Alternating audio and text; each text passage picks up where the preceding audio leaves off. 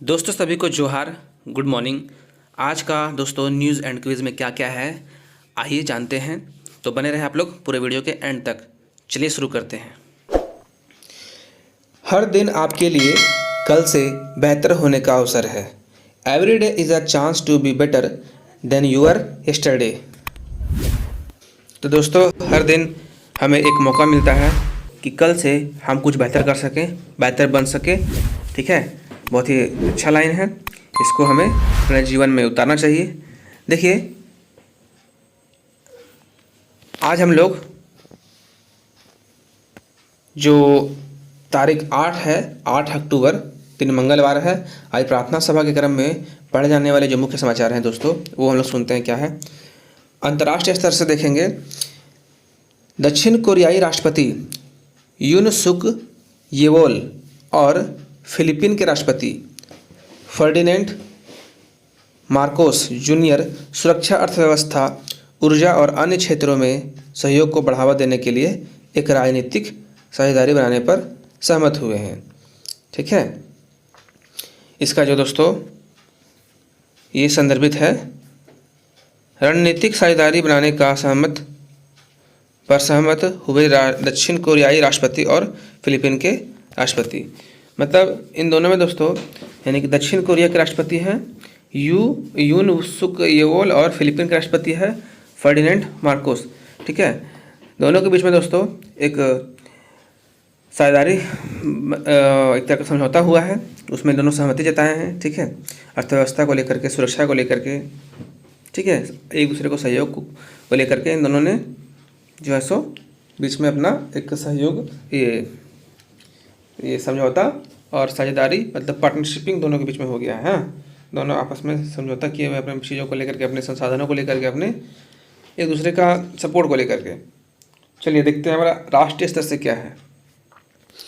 केंद्रीय सूचना तथा प्रसारण और संसदीय कार्य राज्य मंत्री डॉक्टर एल मुरुगन ने कल चेन्नई में हुए एयर शो के अव्यवस्थित प्रबंधन के लिए डीएमके सरकार की आलोचना की है।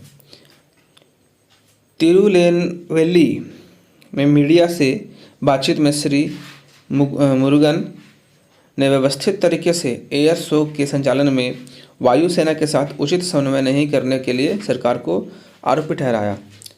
चेन्नई में एयर शो के अव्यवस्थित प्रबंधन के लिए केंद्रीय राज्य मंत्री डॉक्टर एल मुरुगन ने की डीएमके सरकार की आलोचना। ठीक है, जो चेन्नई के आप ये देख रहे हैं केंद्रीय राज्य मंत्री जो है, उन्होंने, जिनका नाम है डॉक्टर एल मुरुगन, उन्होंने क्या किया दोस्तों, डीएम सरकार की आलोचना की है, उनकी निंदा की है। ठीक है, क्योंकि जो एयर शो है यहाँ पे वो अव्यवस्थित, यहाँ पे एयर शो में प्रबंधन सही से नहीं था, इसलिए। चलिए अब देखते हैं राज्य स्तर से क्या हमारा खबर है। पूर्वी सिंहभूम के जादूगोड़ा में स्थित माँ रंकिनी मंदिर में नवरात्रि में एक अलग ही धूम और उत्साह देखने को मिलता है। दुर्गा पूजा के दौरान माँ के दर्शन के लिए भारी संख्या में भक्तों की भीड़ उमड़ पड़ती है।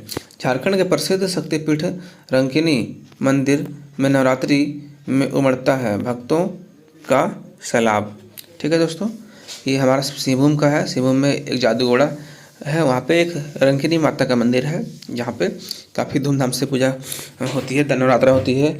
और दुर्गा पूजा का दोस्तों व्यवस्था वहाँ पे काफ़ी ज़्यादा मतलब अच्छा है, और भीड़ भाड़ काफ़ी देखने को मिलता है। ठीक है, लोगों का जो है सो भक्तों का यहाँ पे सैलाब उमड़ता है, वही बताया गया हुआ है। देखते हैं हम लोग का खेल जगत से क्या है दोस्तों। आमिर अली को 19 अक्टूबर से मलेशियाई में शुरू होने वाले सुल्तान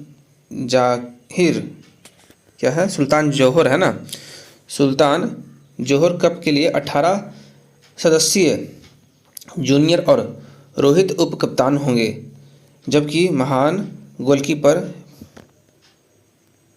पीआर श्रीजेश का मुख्य कोच के तौर पर यह पहला दौर होगा। हॉकी टीम का कप्तान बनाया गया है। ठीक है, 19 अक्टूबर दोस्तों के दिन मलेशिया में शुरू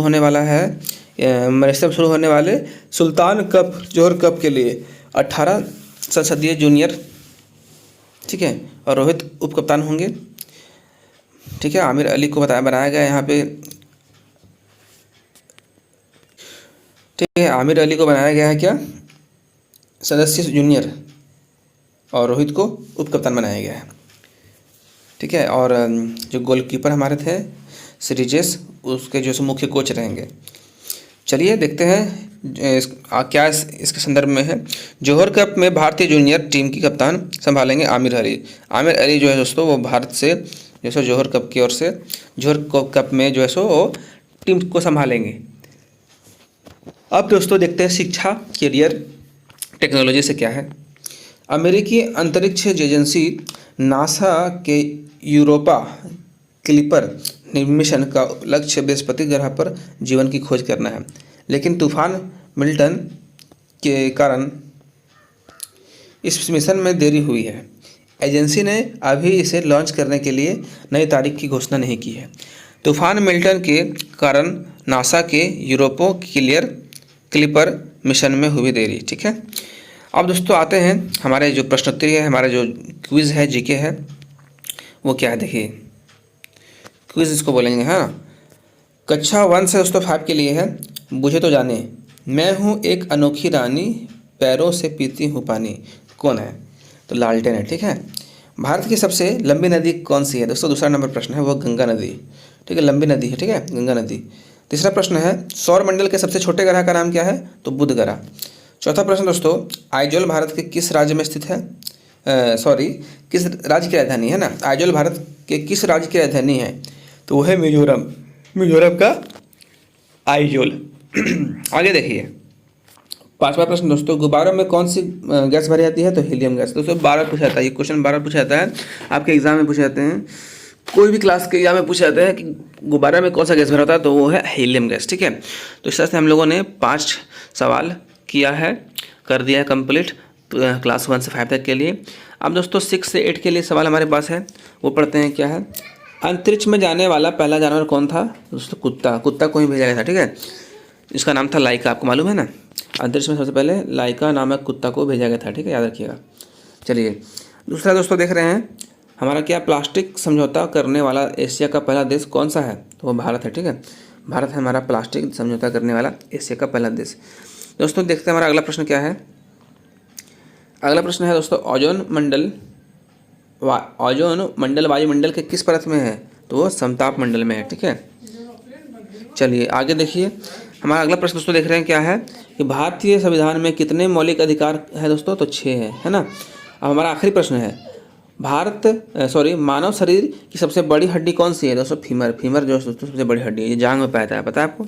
चलिए क्वेश्चन हमारा जो दोस्तों हमारा 6 to 8 हुआ था, अब 9 to 12 यानी कि 9वीं से 12वीं कक्षा के लिए हमारे पास प्रश्न अब पूछेंगे, आपको बताएंगे। तो पहला प्रश्न है दोस्तों, नेशनल बुक ट्रस्ट की स्थापना कब हुई थी? तो सन 1957 में। ठीक है, दूसरा प्रश्न है, भारत में स्थापित प्रथम राष्ट्रीय उद्यान का नाम क्या है? तो जिम कॉर्बेट नेशनल पार्क। ठीक है, याद रखिएगा, पहला नेशनल पार्क जो है सो जिम कॉर्बेट नेशनल पार्क है। तीसरा प्रश्न है दोस्तों, किस भारतीय राज्य की समुद्र तटवर्ती रेखा सबसे लंबी है? तो गुजरात की। ठीक है, गुजरात की जो तटवर्ती रेखा है वो काफ़ी लंबी है। ठीक है, चलते चौथा प्रश्न दोस्तों, प्रथम महिला भारतीय प्रशासनिक अधिकारी IAS कौन थी? तो मतलब भारत की प्रथम महिला IAS कौन थी? तो वो है अन्ना राजम जॉर्ज। ठीक है, अन्ना राजम जॉर्ज थी वो हमारे भारत की सबसे पहला महिला IAS। अगला प्रश्न दोस्तों कि भारतनाट्यम नृत्य किस राज्य से संबंधित है? तो वो है तमिलनाडु। ठीक है, तो दोस्तों इसी तरीके से हम लोगों ने 1 से लेकर के क्लास 12 तक का सारा क्वेश्चन देख लिया दोस्तों। अब देख रहे हैं कुछ मोटिवेशनल स्टोरी है। ठीक है, प्रेरक प्रसंग है, वो क्या है देखते हैं। किसान और डाकू है। ठीक है, किसान और डाकू। देखिए क्या है, एक बार रात के समय एक किसान पशु मेले से घर लौट रहा था। मेले में उसने एक भैंस खरीदी थी। ठीक है, जब वह जंगल से गुजर रहा था, ठीक है, तो एक डाकू उसके सामने आकर खड़ा हो गया। उसके हाथों में एक मोटी छड़ी थी। उसने कहा, तुम्हारे पास जो कुछ भी है वह मुझे दे दो। किसान बहुत डर गया, उसने अपना सारा धन डाकू को दे दिया। जैसे ही वह जाने लगा तो डाकू ने कहा, यह भैंस भी मुझे दे दो, इसे क्यों ले जा रहे हो? तो किसान ने भैंस की रस्सी को डाकू को सौंप दी। तब किसान है ना ने कहा, तुमने मेरा सब कुछ ले लिया है। ठीक, क्या तुम मुझे अपनी छड़ी दे सकते हो? तुम्हें इस छड़ी की आवश्यकता क्यों है? डाकू ने पूछा। मेरी पत्नी यह जानकर प्रसन्न होगी कि मैं मेले से कम एक छड़ी तो लाया हूँ। ठीक है दोस्तों, डाकू सब कुछ छीन लिया उसका, तो ये किसान बेचारा है सो उसका छड़ी मांगने लगा। तो पूछा क्यों मांग रहे हो छड़ी? तो बोला क्या कि हम घर जाएंगे तो अपनी पत्नी को बोलेंगे छड़ी लाए मेला से, है ना, मेला से खाली हाथ नहीं आए, छड़ी लेकर के आए। वो पूछेगी क्या लाए हो, तो छड़ी दिखाएंगे। डाकू ने वह छड़ी किसान को दे दी। किसान ने उसी डंडे से डाकू की जो है सो पिटाई शुरू कर दी। देख रहे हैं, डाकू को पीटना शुरू कर दिया। डाकू अपनी जान बचाकर भागा। देख रहे हैं दोस्तों, तो कितना का पैसा और भैंस भी छूट गई, है ना, मतलब सॉरी, किसान का पैसा और भैंस भी, है ना, वहीं से छूट गया। और इस प्रकार किसान ने अपनी भैंसों की जान बचा ली। इस प्रकार दोस्तों, भैंसों नहीं है सॉरी, इस प्रकार किसान ने अपनी अपनी भैंस की जान बचा ली। ठीक है, मतलब अपना भी जान बचाया, अपना भैंस का जान बचाया। इस प्रकार किसान ने खुद को और अपने सामान को बचा लिया।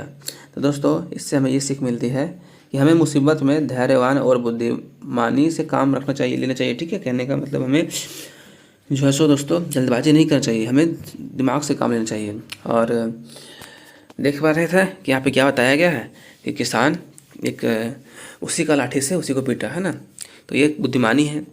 चाहता तो वो डर के भागा था, लेकिन नहीं ऐसा किया। चलिए, बहुत अच्छा कहानी था। आगे देखिए क्या है। आज का दोस्तों जो दिन है ना, वो 8 अक्टूबर है। आज का जो दिन है वो भारतीय वायुसेना दिवस है। क्या है दोस्तों? भारतीय वायुसेना दिवस। ठीक है, 8 अक्टूबर 1932 को भारतीय वायु की स्थापना हुई थी, भारतीय वायु दिवस की स्थापना हुई थी। वर्ड दोस्तों आज का हमारा जो रहेगा वर्ड ऑफ द डे, वो हमारा है वर्ड। ठीक है, क्या है? पिकारेस्क्यू, मतलब पाखंडी। ठीक है, पिकारेस्क्यू। ठीक है, मीनिंग ऑफ और इन्वॉल्विंग क्या है? रेग्यू, है ना। अब देखिए क्या इसका अर्थ क्या है दोस्तों, एक मिनट। हाँ, बदमाशों से संबंधित या उससे संबंधित। Use of the sentence, it certainly has the qualities of a picaresque और क्या, फिक्सन। ठीक है दोस्तों, तो ये था। और दोस्तों आज का हमारा छात्र प्रतिज्ञा क्या देख पा रहे हैं? हमारा विद्यालय हमें प्राणों से भी प्यारा, सबसे सुंदर स्कूल हमारा। हम प्रण लेते हैं कि विद्यालय के सभी शिक्षक और माता पिता का मान बढ़ाएंगे। ठीक है, और नित्य दिन समय से आएंगे और साथियों को विद्यालय आने के लिए प्रेरित करेंगे। तीसरा दोस्तों, विद्यालय की हर गतिविधि में बढ़ चढ़कर हिस्सा लेंगे। विद्यालय परिसर में साफ स्वच्छ और भरा भरा रखेंगे। समाज में फैली कुरीतियाँ को शिक्षा के बल से दूर करेंगे। सभी गुरुजनों का सम्मान करेंगे और सहपाठियों के साथ विनम्रता से व्यवहार करेंगे। ठीक है, और एक श्रेष्ठ नागरिक बनकर देश और समाज के विकास तथा उन्नत भारत के निर्माण में अपनी भागीदारी सुनिश्चित करेंगे। मेरा विद्यालय मेरा अभिमान। जय झारखंड। धन्यवाद।